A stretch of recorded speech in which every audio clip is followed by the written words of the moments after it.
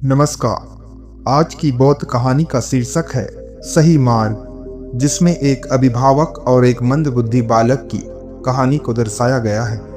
एक समय की बात है, प्राचीन भारत के मगध राज्य में एक छोटा सा गांव था जो अपनी शांति और उपजाऊ भूमि के लिए जाना जाता था।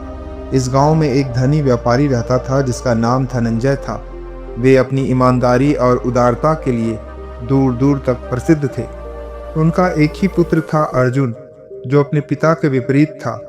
अर्जुन सुंदर और स्वस्थ था, लेकिन वह मानसिक रूप से कमजोर था। वह चीजों को आसानी से समझ नहीं पाता था और उसे सीखने में बहुत समय लगता था। जहां दूसरे बच्चे खेल खेल में वर्णमाला सीख लेते थे, वही अर्जुन को एक शब्द पहचानने में घंटों का समय लग जाता था। धनंजय ने अर्जुन को सर्वश्रेष्ठ शिक्षकों के पास भेजा, लेकिन हर बार परिणाम वही रहा। शिक्षक निराश होकर लौट जाते और कहते, यह बालक सीखने में असमर्थ है। धनंजय अपने पुत्र की स्थिति से बड़ा दुखी होता था। वह चिंतित रहता था कि अर्जुन का भविष्य कैसा होगा। समाज में मंदबुद्धि व्यक्ति का जीवन कितना कठिन होता है, ये भली भांति जानता था। उन्होंने अर्जुन को हर तरह से सहारा दिया, लेकिन उनके मन में हमेशा एक कसक रहती थी। अर्जुन जैसे जैसे बड़ा होता गया और उसकी धीमी गति स्पष्ट होती गई, वह अपने साथियों के साथ तालमेल नहीं बिठा पाता था और अक्सर अकेला रहता था। गांव के कुछ लोग उसे मंदबुद्धि कहकर पुकारते थे, जिससे उसके पिता धनंजय का हृदय टूट जाता था। हालांकि अर्जुन में एक बात अनोखी थी, उसका हृदय शुद्ध था। उसमें कोई छल कपट नहीं था और वह हमेशा दूसरों की मदद करने के लिए उत्सुक रहता था, भले ही वह छोटी सी मदद ही क्यों ना हो। एक दिन उसके पिता धनंजय ने यह सोचा कि अर्जुन को बौद्ध मठ में ले जाना चाहिए।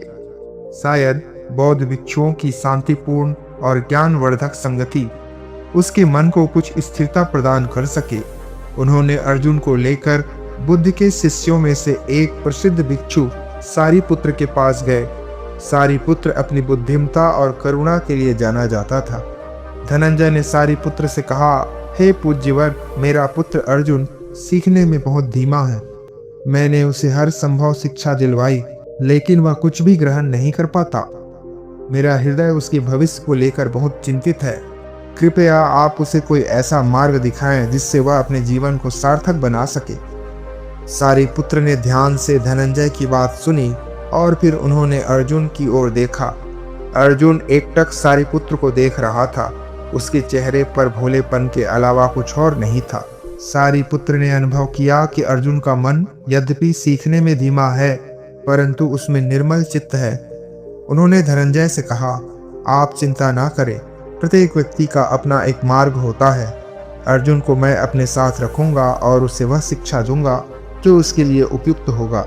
व्यापारी धनंजय बड़ा प्रसन्न हुआ और अर्जुन को सारिपुत्र के पास छोड़कर लौट गए। मठ में सारिपुत्र ने अर्जुन को अन्य शिष्यों के साथ नहीं बिठाया। उन्होंने अनुभव किया कि अर्जुन को एक अलग दृष्टिकोण की आवश्यकता है। सारिपुत्र ने अर्जुन को केवल एक शब्द सिखाने का निर्णय लिया, स्वच्छता। उन्होंने अर्जुन से कहा, अर्जुन, तुम्हें बस एक बात याद रखनी है, मठ को हमेशा स्वच्छ रखना है। हर कोने, हर पत्थर, हर पत्ते को साफ रखना है। अर्जुन ने सारिपुत्र की बात को गंभीरता से लिया।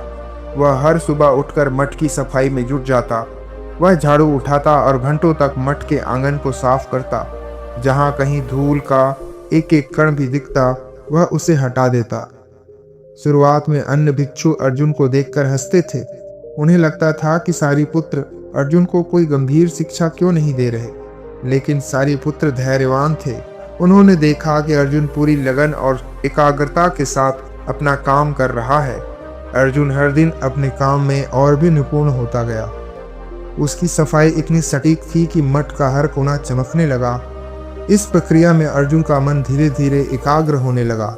जब वह झाड़ू लगाता तो उसका पूरा ध्यान केवल सफाई पर होता। कोई और विचार उसके मन में नहीं आता था।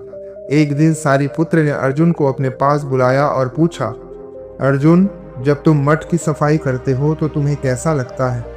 तब अर्जुन ने कहा, गुरुदेव, जब मैं सफाई करता हूँ तो मुझे बहुत अच्छा लगता है। सब कुछ साफ और सुंदर दिखता है। मेरा मन भी शांत हो जाता है।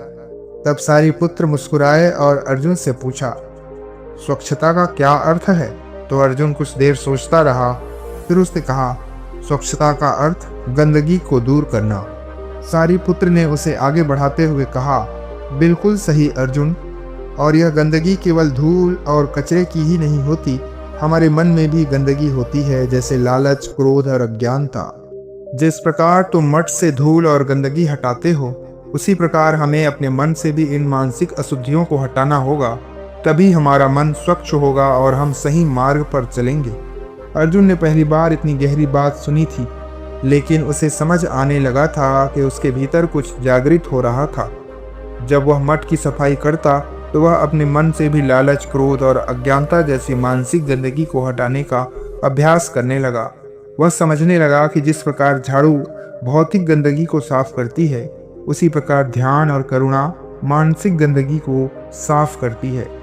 अर्जुन ने यह एहसास किया कि जब कोई उसे मन बुद्धि कहकर मजाक उड़ाता या हंसता तो उसे बड़ा क्रोध आता था, लेकिन अब उसने सोचा कि मुझे अपने मन से क्रोध की गंदगी को हटाना है। इस तरह उसके अंदर का क्रोध धीरे धीरे शांत होने लगा। अब उसकी धीमी गति उसके लिए कोई बाधा नहीं थी, क्योंकि उसने अपने भीतर एक नई तरह की एकाग्रता और करुणा विकसित कर ली थी। वर्षों बीत गए, अर्जुन अब युवा हो गया था। उसने अब भी मठ की सफाई का काम नहीं छोड़ा था, लेकिन उसका मन अब बहुत ज्ञानवान हो गया था। उसकी आंखों में एक अजीब सी चमक थी जो शांति और बोध को दर्शाती थी। जो भिक्षु पहले उस पर हंसते थे, वे अब उससे सलाह लेने आते थे। वे देखते थे कि अर्जुन का मन कितना शांत और स्थिर है। एक दिन सारिपुत्र ने अपने अन्य शिष्यों को संबोधित करते हुए कहा, प्रिय शिष्यों, तुम सभी ने अर्जुन को देखा है। उसने केवल एक शब्द सीखा है, स्वच्छता, लेकिन इस एक शब्द के माध्यम से उसने धर्म के गहरे अर्थ को समझ लिया है। उसने न केवल मठ को स्वच्छ किया, बल्कि अपने मन को भी स्वच्छ किया। उसने दिखाया कि ज्ञान केवल किताबों से नहीं आता, बल्कि लगन, अभ्यास और शुद्ध हृदय से भी आता है। किसी को जटिल शिक्षाओं की आवश्यकता होती है तो किसी को एक सरल सत्य की, जिसे वह अपने जीवन में उतार सके। अर्जुन ने अपनी सीमा को अपनी शक्ति में बदल दिया। उसकी धीमी गति ने उसे और अधिक धैर्यवान और एकाग्र बना दिया। व्यापारी धनंजय, जो कभी अपने पुत्र के भविष्य को लेकर चिंता करता था, अब वे गर्व से फूले नहीं समाते हैं। अर्जुन ने समाज में अपनी पहचान बनाई। उसने दिखाया कि ज्ञान और बोध केवल तेज बुद्धि वालों के लिए नहीं, बल्कि हर उस व्यक्ति के लिए है जो सही मार्ग पर चलने का दृढ़ संकल्प रखता है, चाहे उसकी गति धीमी ही क्यों ना हो। तो इस तरह अर्जुन ने अपने जीवन को सार्थक बनाया और दूसरों के लिए प्रेरणा स्रोत भी बने। उसने यह बात साबित किया कि सही मार्ग खोजने के लिए तीव्र बुद्धि की नहीं, बल्कि शुद्ध हृदय, लगन और निरंतर अभ्यास की आवश्यकता होती है। और यही मार्ग है जो हमें अज्ञानता से मुक्ति और परम शांति की ओर ले जाता है।